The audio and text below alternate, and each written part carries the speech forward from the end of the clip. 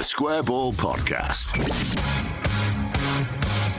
Welcome to the show. This is The West Stand, our new show. It's out on a Monday and Friday as a rule during the season. You can find it on YouTube and in your podcast app. We welcome guests from across the world of Leeds United. Dan Moylan with you here. Hello. And with me is Michael Normanson. Hello. Michael, let's debase ourselves in front of today's guest by talking about something that pays the bills. NordVPN. Great bunch of lads. Very much so. Always said so. Yep. What can you use it for? Well, Larry came in and immediately said Will's probate conveyancing. So I was mistaken. I'm so sorry. I'm so sorry. Not today, Larry, but we've done it now anyway for Larry. NordVPN. If you want to watch sporting events, let's imagine you wanted to watch, I don't know, basketball in the United States. Why would I want to do that? In fairness, it's not an advert for them, but the NBA League Pass is quite good in the UK. You can watch all the games. But if you're in the UK and wanting to watch hockey, something you're not allowed to watch in the UK. Yeah, if it's geo-blocked and you want to get around it, NordVPN will help you do that. Similarly, you can watch stuff on your own in-house club streaming service if you want to. For example, not to mention all the security stuff, the speed stuff, premium cyber security for the price of a cup of coffee per month, 10 devices, fastest VPN in the world. I think we've done a lot there. Yep. Money? No. 30-day money back guarantee. That's it. Yeah, sorry, Larry. Embarrassing ourselves again. NordVPN.com/TSB, and you will get an additional 4 months on top of your discounted 2-year plan. 30-day money back guarantee. Mention that. NordVPN.com/TSB. Link in the episode description box below. And let's welcome our guest then. I'm sure you figured out by now who it is. It's the elite NBA hoopsman and Leeds United investor, Larry Nance Jr. Larry, welcome to the show. Oh, thank you for having me. Elite is a generous descriptor. I appreciate that. But Michael's a bit of a hoopsman, aren't you? In your spare time. You're more of an observer. I'm dabbling. Yeah, more of an observer. You're elite compared to Michael. That is very much true. No offense, Michael. I'll take I've been humiliated by my 11-year-old son in the garden. So yeah, I dare say he's better than me.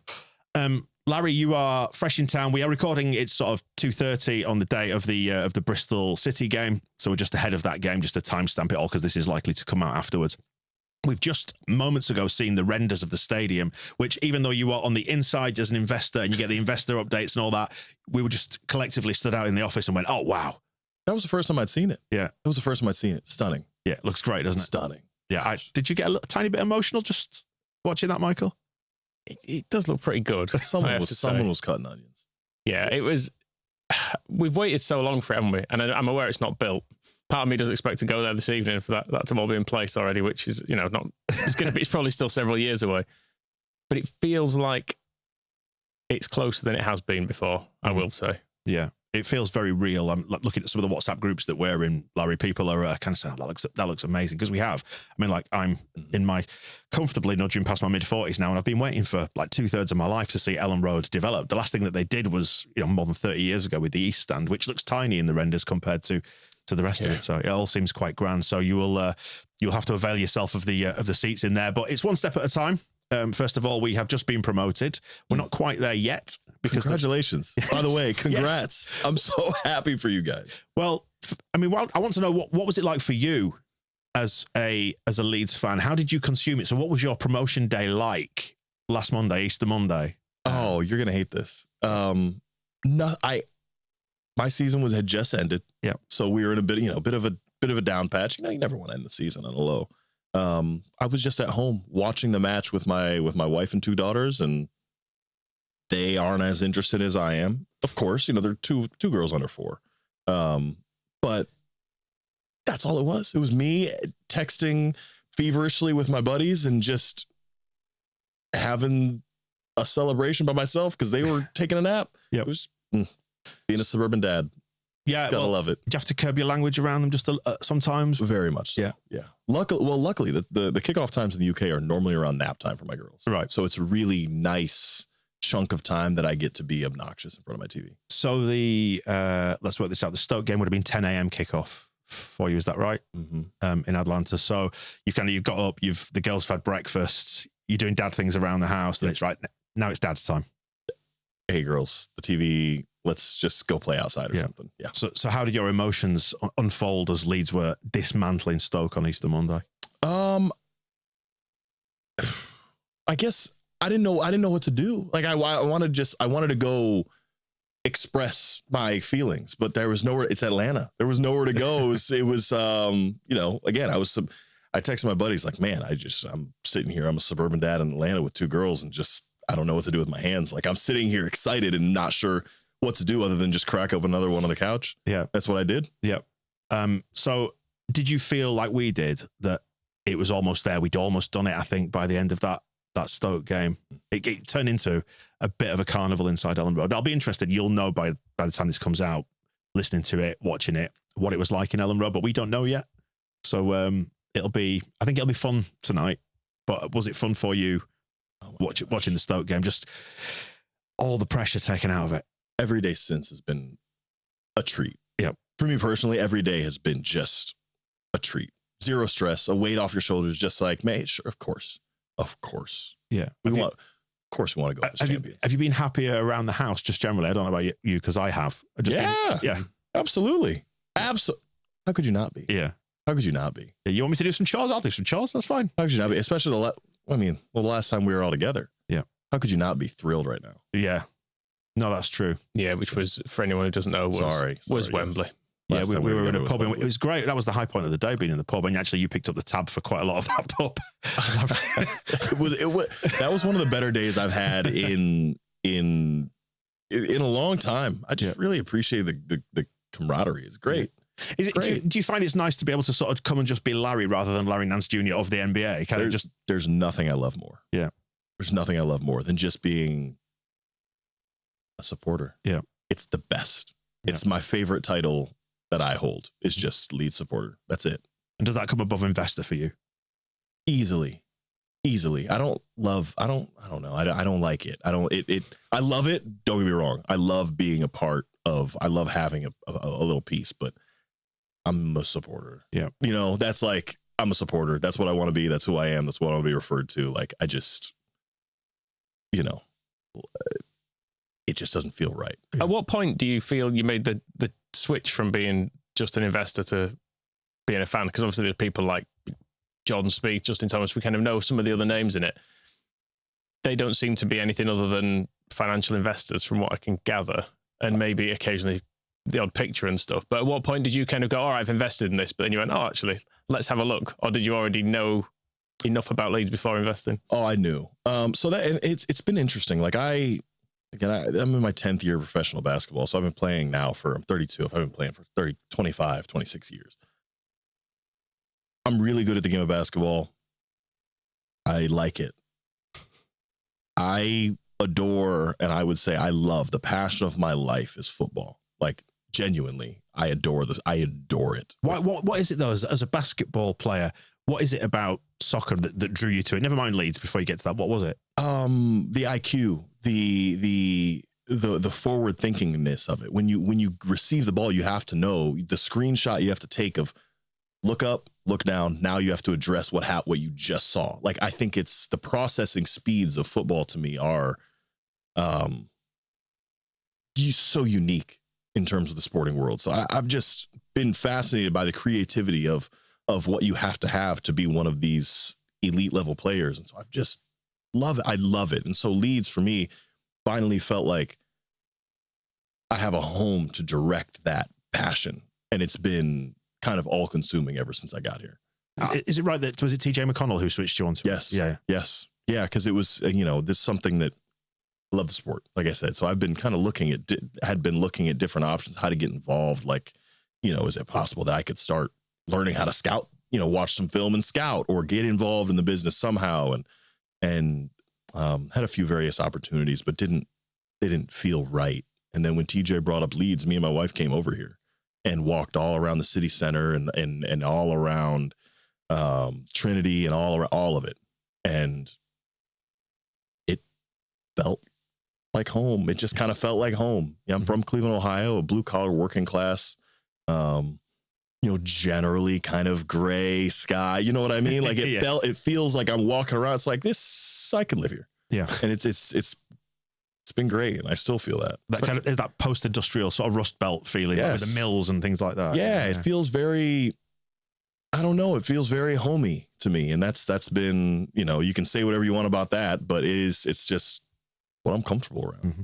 And I showed you the Cleveland tourism video on YouTube. I don't know if you're Have you aware ever seen of it. that? Yeah, are you talking about the one that we're not Detroit? Yeah. No, it was Come and look at our two buildings. Come and look at both of our buildings. yeah. Did you see our river on fire? Is that? Oh no, it's not. Oh, good. Okay, all right. You didn't know about the Cuyahoga. All right. Oh no. We'll show you it afterwards, but we saw it the other day, didn't we? We had That was a real basically what I knew of Cleveland as a thing. But yeah, so you say it reminded you of Leeds. I thought, is good or bad? I'm not Here's sure. the thing. Look, I've played in LA. I've played in some really cool places, but I live and will always live in Ohio. So like when I say it's like Cleveland, I mean it from a point of like, no, I choose to live in Cleveland, Ohio. It's home. It's comfortable. And it's a positive thing when I say that. So when TJ pointed you in the direction of Leeds United, how's he selling that to you? Like you need to see this absolute car crash unfold. No, TJ, he had been approached, he had just been approached. He had just been approached with the opportunity and me and TJ have been friends for a while. And so he kind of passed it to me. It was like, hey, what do you know? I consider myself kind of the resident expert of the NBA in terms of the footballing world. Self-proclaimed title, by the way. And he, was just like, hey, give me the rundown. Like what kind of is there what do I need to know? And the first thing I had for him was like, is this open to other people other than outside of you? Immediately, just a sleeping giant. Like it's just an absolutely massive, massive club. And again, it was just that's how TJ proposed it to me. It was like, hey, what do you think? And it was of course I had to come over here and see and make sure, but right off the bat, it was like, yes. So when you boarded that flight, what did you have in mind to come and explore Leeds? And did you start flying to London? Was it Manchester or London? Yeah, flew into London. Brought my wife over here, spent 1 or 2 days in London, and then came down here for 2 or 3 days as well. And just, say up here. Oh, sorry, my geography. My geography. You know what I mean? We know what you mean. From Ohio. No, I came up here, and it was just again, I just asking somebody, hey, where's a good place to go to dinner? Friendly. Hey, where's the restroom at? Yeah. Friendly. It was just every single person we had an interaction with was positive, and it was just very, again, I keep saying the word, but it just felt like, yeah, we could be back in Ohio right now. This is just kind of feels normal. It feels regular for us. At what point was this then during our seasons? Are we still Premier League at this point? Have we dropped down? You have just been relegated. Okay.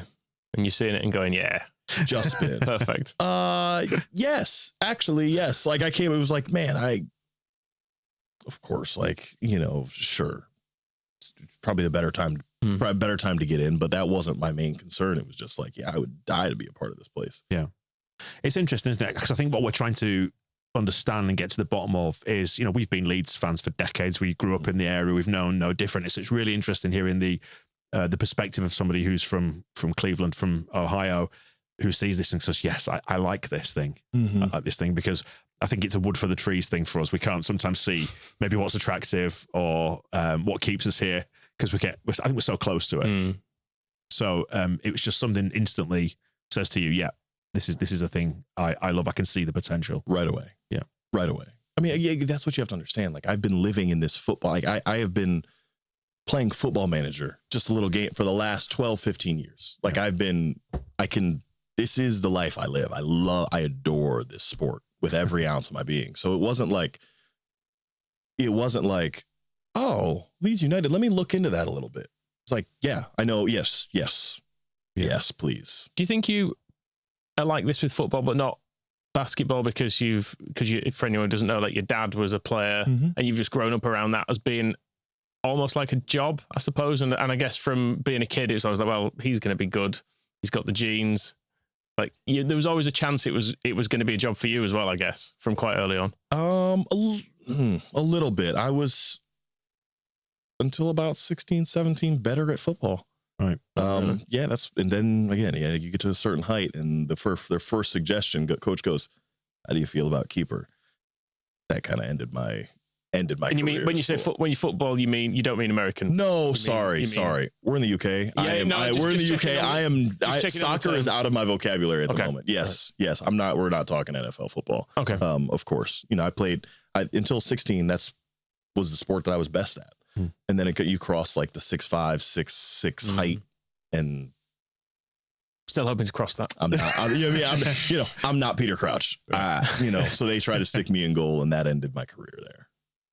But it's just the best. So this feels like it was an opportunity and waiting for you, maybe a lifetime thing. With your I've been around my wife, and I've told her like being a part of this has been like the joy of my career. Yeah. If my career culminates at 10 years, 12 years, 13 years, if it culminates in like, sure, I've my family is set up and my family, everybody's taken care of. But if I can look back and be like, if there's one thing that like I did that, like this is that for me. Like if I could culminate my career into like, hey, this is it. Yeah. Thrilled.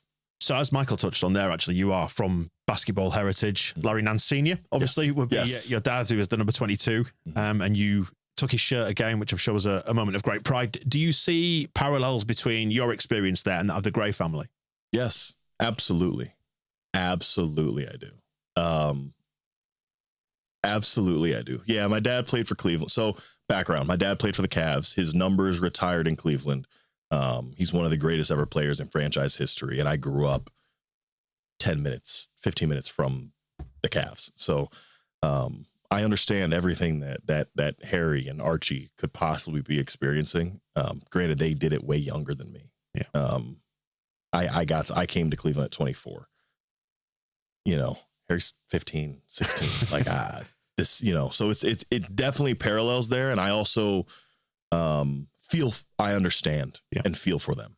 Yeah. What is that like? Does it bring an extra pressure than you feel with the family name and the shirt, especially? It's all the person. For me, I never saw it as pressure. Never saw being Larry Nance Jr. as pressure until I got to Cleveland. And then it was like the weight of the world. So they've been living in it. They're from here.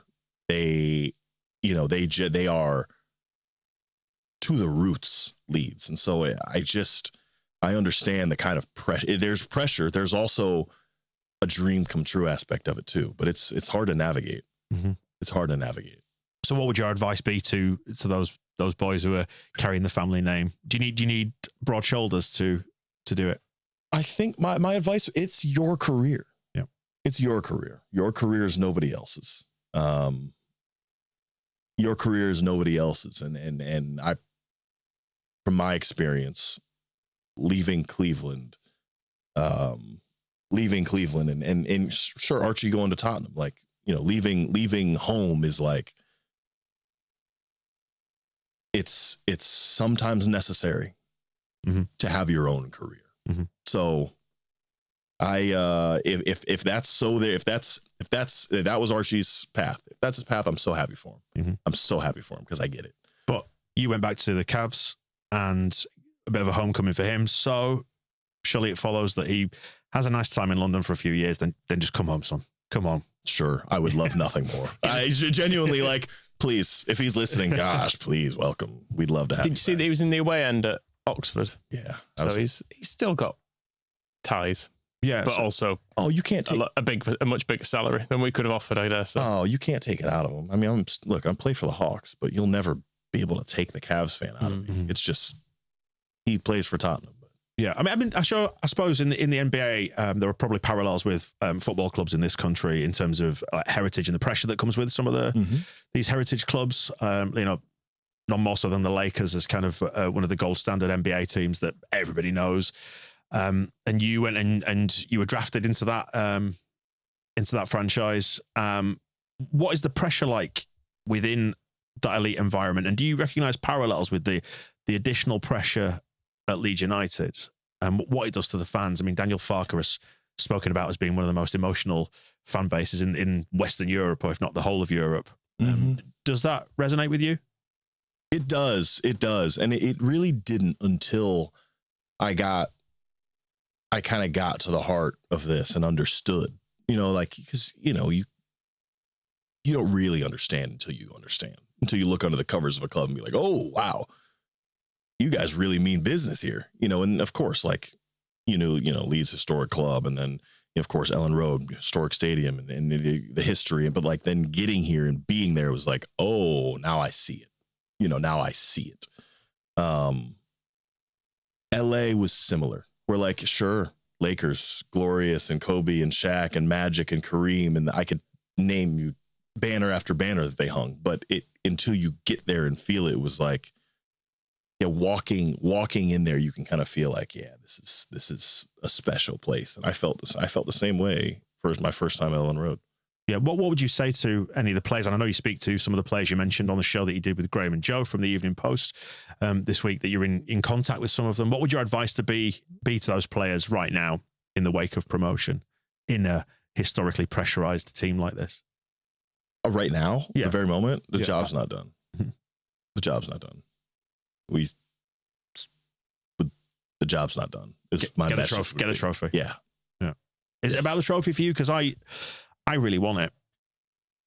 I do and I don't. The thing is, I desperately do, but I feel like I will get over it pretty quickly. I'll be able to talk myself out of it quite quickly if we don't win it, whereas I would have been entirely unable to talk myself out of staying in this division being a good thing. If we'd have blown it completely and we were in third place right now, there's not a bit of me would have been going, well, maybe another year in the Championship's fine. maybe this will be okay. I was seeing a complete meltdown in summer, which in all likelihood it would have been. They'd have been back at your door begging for some more money because the finances completely fall apart, don't they, year three, because of the parachute payments and stuff. So it felt like a real existential problem for us, staying in this division for another season. The title, it's nice. I really like the trophy. I'd like to be able to go to watch us parading around Leeds on a bus with that trophy and have an additional bit of a memory for this season. But then from a player's point of view, you want the trophy and the medal, surely? Sure. But I would say I want the trophy. I want the trophy because you guys didn't get to do it over COVID. Yeah, there is you that get to do it this time. Yeah. Go do it. We did it the other day. Sure, but you know what I mean? Like, you know what I mean? You didn't get to do it over COVID. Yeah. Go do it. We do it again. That's the thing. Can you do that? Well, I like the idea of having, as much as it felt like last time, although it was midly during a pandemic, but it just felt like celebration after celebration, didn't it? It was like, this has happened and this has happened, and then we go and meet Derby, and it's just fun on fun, is what I'm saying. Which is what I want tonight to be, by the way. Again, people will know how it's unfolded, whether we were, the foot off the gas, or whether we went, foot down. What you're going to put on your for the match ball, for the graphics, you always put a score on before, don't you? I do. So you're completely hanging me out to dry now. You've got 2-0 there. I've put 2-0 against Bristol City. Wow, I didn't see that. Yeah, it's hidden behind the controls. There you go. I have to put a score in just to get it ready for. Yeah. Well, I don't have to, but I like to. Gets just updated. to see. Yeah. How many times you got it right? Never. Although you got the result. Go ahead and flip that result then. For the Stoke game, I put 4-0 to Leeds because I just had a feeling we were going to absolutely destroy them. I think you had 5-0 against Swansea written. Yes. So yeah, it's perhaps the stopped clock theory. It's right twice a day, maybe. But yeah, I want the trophy. I want the memory. That's what it's been all about for me, I think. Yeah. But from a pro's point of view, let's imagine we do that. What's the next piece of advice? Say we win the title. Yeah. The next piece of advice is go. Yeah, I mean, from the team, enjoy. Yeah. Whatever your next few weeks looks like, you've earned it. Yeah. Because you have a long season, don't you? Our season is, a lot. I'm sitting here talking about our season, and it's you guys are. I'm done. You guys are still playing, and you started before me. So, yes, we play 82 games in a regular season. It's 40. It's 46. Yeah. Right. And we don't. Yeah, take some time off. Yeah. Go. Yeah. Go. Well, I remember the footage of last time, the photos that emerged of a lot of the players gathering together on a boat somewhere, maybe in Ibiza all looking like skeletons because Balesford had them so thin. I suppose there is an imperative there to look after yourself as well, because before you know it, pre-season starts again in July. So have fun, but don't have too much fun. Yeah, players are very professional though, aren't they? I mean, it used to be 20 years ago, there was a thing of like, players would come back with a bit of weight on them. In fact, the shirt you're wearing for anyone on the audio it just reminds me of the kind of Sean Gregan, Paul Butler era. It's the navy blue, white Mackay with and pinstripes. they were men who played a full season, a good couple of stone overweight. Yeah. But now you see them all on Instagram and stuff, and they all go away to play more football in the off season, don't they? They'll go off to do a week's course in Marbella or something, and I'm sure they're going out a bit and stuff as well. But it's pretty serious these days. Yeah, I suppose what I was getting at, Larry, was what do you tell them when they're facing the Premier League? Oh goodness. Look, I mean, the biggest thing for me, like I'm sitting here looking at what we did this year, and it feels good that we didn't struggle for goals. That feels good to me. Going up, like that feels really good. Like if I'm Burnley and whoever else comes up, like that doesn't feel as good. You know what I mean? Scoring goals is the hard part. That's gonna be the hard part. And sure, incredible defensive record, certainly. And so, how much are you looking forward to next season? That is the question. Yeah, I can't wait just to see how we stack up. Because there's a lot of fear, I think, within the fan base. And it's not something for discussion necessarily now, but we're here, so we may as well talk about it. People saying, I'm terrified by the Premier League. You're going to lose a lot. But I don't know about you, but I'm ready. I'm kind of, we've had fun, I think, winning a lot of games in the Championship and winning a lot of points. But at times it's felt strange to me, particularly when we were sweeping teams aside 2-3, 4-0 earlier in the season. And there was almost that lack of jeopardy that we spoke about on the show. So it's a greater challenge, I suppose. But it's one we need to embrace. And like, if you want the stadium that we've seen today, the renders, you have to kind of face that down. I think. There's that's the only way forward. Yeah. You know, and that's where we're headed. You know, that's the only way forward. And there's nobody looking back. Right. You know, like I can't wait to see how we stack up. Yeah. I cannot wait to watch Dan James in this stint in the Premier League again. I cannot wait because I think he's ready now. Has the mood shifted in the investment group? You're all in a group chat, I believe. You mentioned to Graham and Joe the other day. Yeah. So one thing I will say, sorry, I didn't mean to cut you off. One thing I will say, like the group chat, we are like Spieth and Thomas and the guys that are like Phelps, Farrell, like the guys that you're trying to remember which ones aren't public here. Yes, actually, yes. You know, the guys that like, the guys that like are forward fade that are outfit like. I just happen to be the most social media savvy of the bunch, but like in our like games are going on, and while Spieth is having the round of his career, like then he gets off that and goes, "Hell yeah, Marsch!" Like yeah, hell yeah! Like sends us the result, and it's like he's got to read all 70, 80 text messages and then respond to it after he's shooting the ground of his life. Like it's a pretty good group. Like it's a really good group that cares, and sure, some are more forward facing than the others, but like the ones that you're aware of are all really care. It's a fun bunch to be a part of. Is there anybody in that group, and you don't have to name names, where we'd go, oh wow? The one that I was like, oof, was Will. Like, yeah, that was the one that was like, wow, all right, that's pretty cool. But in terms of I don't know anybody that you don't. Honest, I don't know anybody that you don't. Yeah. Now, again, some guys are more open about it. Some guys care more about football. Some guys are just like, yeah, it's an investment. Some guys are, sure. Yeah, I mean, the investment looks a little bit safer now, doesn't it? Now we've got back up. Man, I don't care. I heard you saying I don't care. And I'll say it. I don't care, dude. I hope I just never look at it again. Never, ever, never, ever, ever.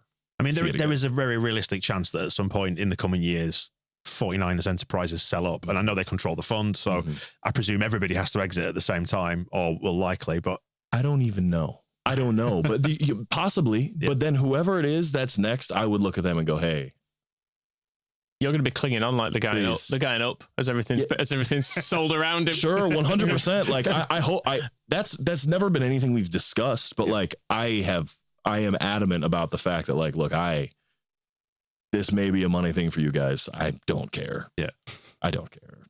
You can take mine with you and just leave me my little chunk, please. Just let me hold on.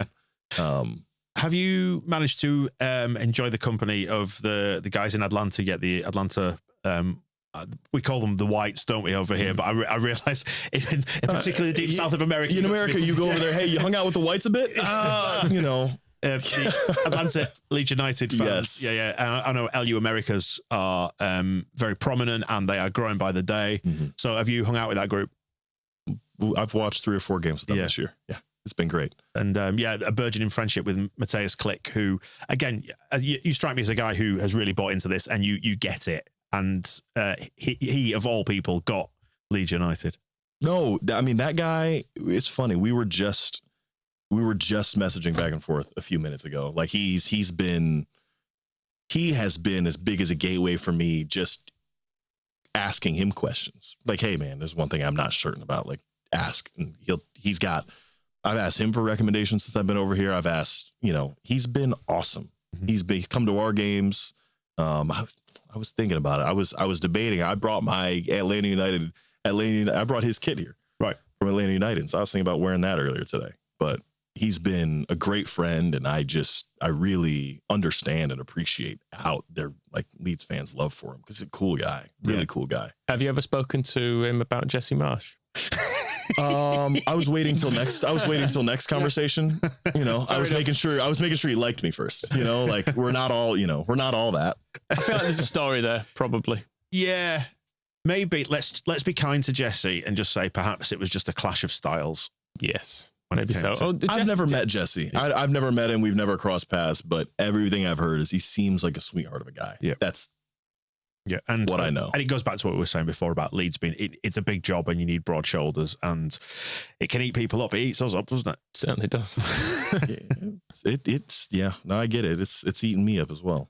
And it is the best, isn't it? It's the best. This right now is the best it ever is, I feel like. Yeah, this is a period of calm. We've been promoted. We've seen some new stadium pictures. Yeah. Everything's great. Well, but am I wrong in saying that this today wouldn't be as magical without last year? Yeah. I think you're right, yeah. It's the lows that make the highs. It's the highs that make that that's the fun. That's the roller coaster of it. And how do you not fall in love with that? Yeah. I made this point, didn't you, actually, this week, yeah. That it was better to go up this year than last, almost. It was really, because particularly looking at the way it's panned out for the teams that did go up, there's not much to be jealous of there. They've just basically got an absolute beating every week. Now, I think Leeds if you're talking pure potential, obviously, a bit disrespectful to talk about Leicester in this way, given they've sorry, my alarm's going off there. Given they've, so your heart rate they have actually won the league and the FA Cup in recent years, but they don't have the same potential, do they, as us? And there's a thought there that we just need to get up and stay up and get ourselves established, and before we know it, we'll be there forever. No one's there forever. But you know what I mean? But a 55,000 seat or 53, whatever it's going to be. 6. Yeah, I think they said on the page on the website today, it says 53. Nice, they've corrected it from the original council estimate. That was just, I think, discussions with the council. But it's by the by, you're talking mid 50s, right? And that to me is proof of the ceiling here. I think, the renders and just how, I'm kind of grinning. I felt quite emotional when I saw that. Well, that plus one of the bigger things that it was always a yes for me, but in just getting involved. But one thing that you know how many people are on the, I'm asking you guys this, you know it, I'm certain you do. You know how many people are on the waiting list for season tickets? Yeah, it's is it 20,000 or something like that? Unbelievable. That's season tickets. Yeah. We can't sell season tickets. We're begging people to buy season tickets in America. Right. You guys have 20,000 on the waiting list. That's not, you have to understand that is not a normal thing. Right. That's not a normal thing for fan bases. It's not a normal thing at Leeds, in fairness, because it's not, if you go back 10 years, you could buy a ticket for any game on the day of it, couldn't you, essentially? Because it was not sold out. But that was coming off the back of a horrible bit of ownership where there was no ambition at all. Everyone, you would still go to games, but you would go knowing this is the best that can happen this season is we won't go down. Because there were a few years in the middle where, truthfully, we should probably have been relegated to League One again because of the complete mess that the club was in. But football, it's in a bit of a bubble, isn't it? But it also, you have to remember that the currency of football, I suppose, is hope. And we were in an era where we were quite hopeless. Completely hopeless. Yeah. And actually now, I think what was reignited by Bielsa, and hopefully we'll be able to kind of continue that momentum and ride that wave now, is the reigniting of the hope. And I think I suppose that's what these stadium pitches and renders do. It's to show that there is hope and progress and movement forward, I think. And we've been in stasis for so long, which you can see in the stadium, which is why I'm ready to have it knocked down and rebuilt now. I want to see it move forward. I don't know. That's actually beautiful. Yeah. The currency of football is hope. That's pretty good. Oh, thanks. Where'd you hear that? Just made that one up. That's pretty good. I could be wrong, but that's pretty good. I think it is. You need, even if it doesn't happen, you need to hope it's going to happen. And when you're hopeless, that's when people just drift away from it. And Leeds fans have always voted with their feet. If you look at like the attendances in the 1980s when football was in a real lull and a real low due to the violence and the state of the stadiums, like 8, 10, 11, 12,000. There were some really low crowds at Ellen Road, but then for some of the bigger games, you get mid-30s. So there's always been quite a wide bracket in terms of attendances, I think, at Leeds. And you just hope that we're not too late and we can build on this now. And there is enough thrown at it to cement us in that upper echelon. And suddenly when you're in a 53,000, 55, whatever it might be, seater stadium, it gives you all that additional, all the tools, I suppose, to cement yourself in there and hopefully never, ever drop out again, as you say, Michael. As much fun as it's been getting promoted. Yeah. It's been a thing, hasn't it? Yeah, it's a step on a journey. Not for you, because I felt bad that you came over for it, but I'm glad we didn't. I'm glad we didn't go up at Wembley, because I didn't like it as an experience. I don't know what you took of Wembley, because you've been back again. You've seen the FA Cup semi-final this time around, haven't you? That I went. Yes, that was as a neutral. Strictly as a neutral, but that was a my buddy's with me and he wanted to go real bad, so as a treat. But what did you think of it as a stadium? Because I basically hated it. But then there is a culture in the States, I was going to say, of rebuilding stadiums very, very frequently, often in league with like the local council. That's true. Kind of thing. So and it's often with like tax breaks and things like that. There's a different dynamic, I suppose. So you're used to seeing new stadiums being built and redeveloped all the time. Whereas I think there's a certain amount of, I don't know, rejection of that here. It feels like a very gradual process, or a very, I don't know. There's less of a culture of move. Does that make sense? Do you know? Oh, we don't care, and we, as a general, we don't care about any kind of history that was in a building. Any kind of like, oh well, it's going to ruin that. We don't care. Tear it down, make it new. That's right. That's kind of the throw money at it is the problem. Is the solution to most of the things we do. Is the solution to most of the things we do. I'd say. Oh gosh, you were saying something, and I had a great point about it.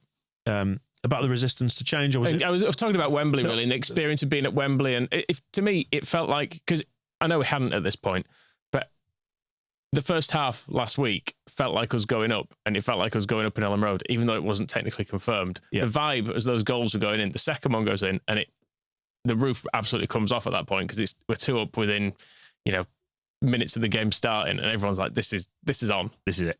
This is happening. We are winning today." Everyone had the sort of vibe that Sheffield United probably couldn't go to Burnley and win. So everyone was like, this is it. At Wembley, maybe it's different if Dan James scores, we go to extra time, turn it around. But the atmosphere to me never felt anything like I like at football. No. Like Ellen Road or tight football stadiums on a good day have got such an intensity about them. And I don't think you get that from Wembley. No, it's too big. Yeah. One thing I do love about Wembley, though, is I think it's, of course, different sizes of, different distances. But I do love that there's a central location for the biggest matches in the country. I think that's awesome. I think that if we had just, hey, in Atlanta or hey, in New York, no team's going to play here. It's not going to be specific to any team, but this is Super Bowl, the NBA Finals, all of it. We play here. I think that's a really cool.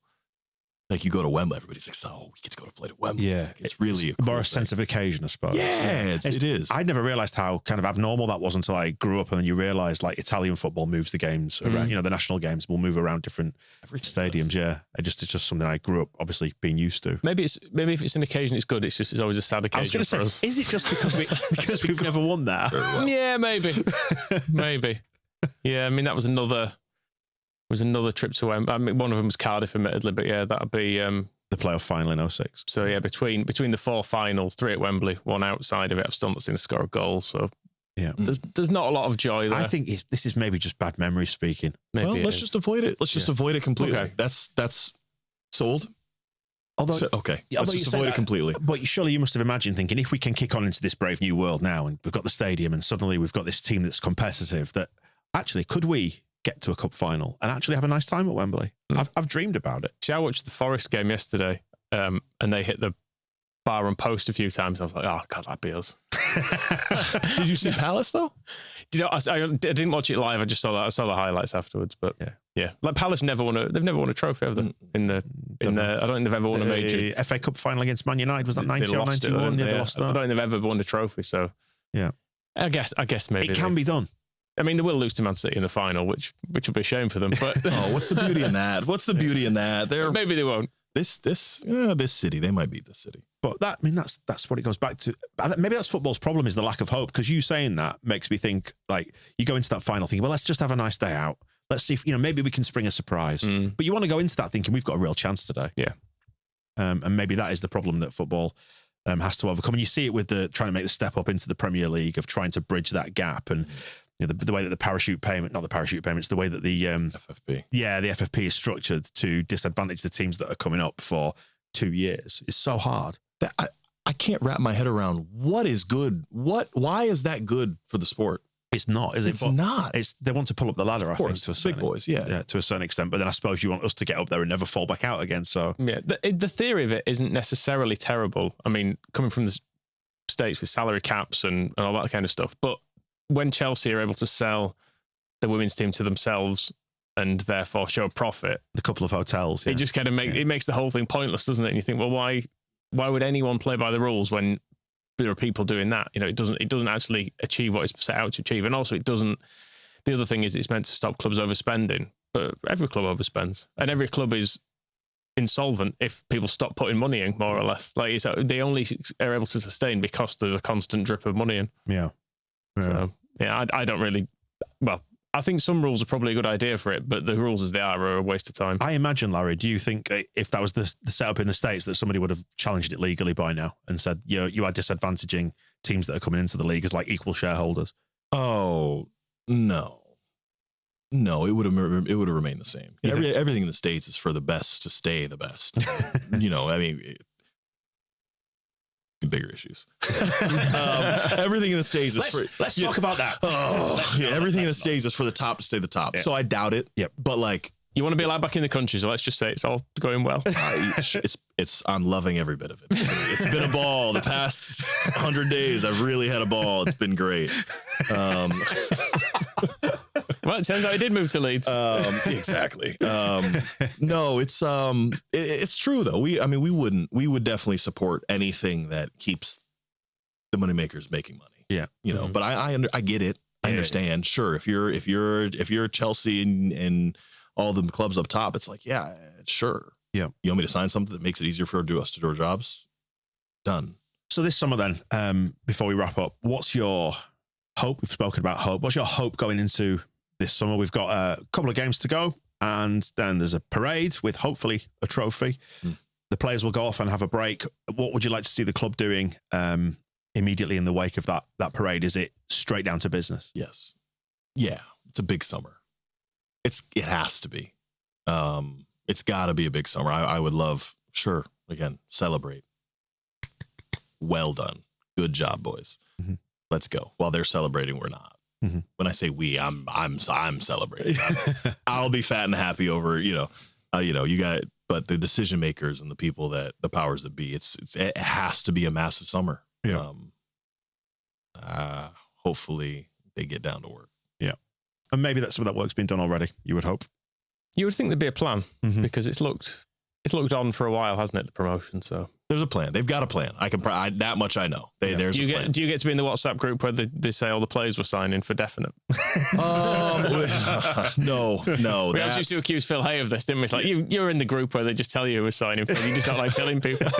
No. There is that chat. We probably know minutes before the footballing world does.